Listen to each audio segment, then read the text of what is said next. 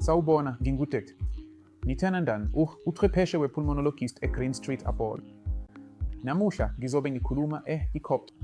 Ngakho yini i-COPD? Kuyisifo samaphaphu esingamahlala khona.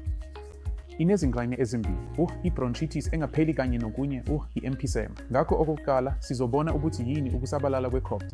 Ngakho-ke ukusabalala kwe-COPD kulinganiselwa ukuthi kungenzeka amaphesenti ayi-7 emhlabeni jikelele.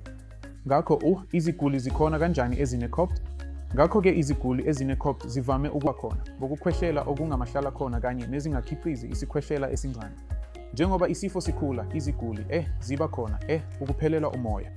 Ezimweni ezimbi kakhulu, iziguli ziba khona ukuvuvukala komlenze bese ukwehluleka ukuphefumula futhi.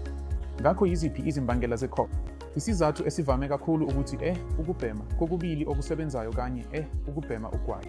Ezinye izimo ezingadala ukuthi isiguli sithole i-COPD zifaka phakathi ukuvezwa emsebenzini kokubili ngaphakathi endlini kanye nangaphandle ngenxa yokungcola komoya kanye nezifo zokuphefumula ezihlala isikhathi eside okuhlanganisa nomlando wokuba nethi phambilini.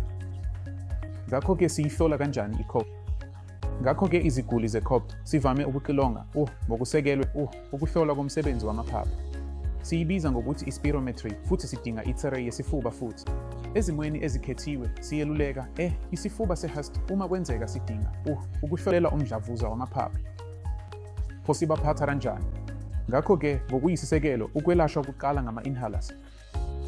Ngakho-ke lesi sihogela imithamo kanye nemvamisa kunqike ebucayi be-COPD. Ezimweni ezithuthukile kudingeka sibeke isiguli kuma-nebulizers futhi sizobe sihlola isiguli ngezinkinga ezihlobene njengokuhluleka kwenhliziyo kanye izimo ezihlobene ne-COPD njengokuthi ukuphefumula kokulala, i-osteoporosis, ukucindezeleka futhi kuzodingeka sibheke ukuthi isiguli sikhayiwe ikhandideti yelungu umdlavuza. Ezimweni ezithuthuke kakhulu sizoba sibe nokululekwa nesiguli mayelana nesidingo ukufakelwa kanye.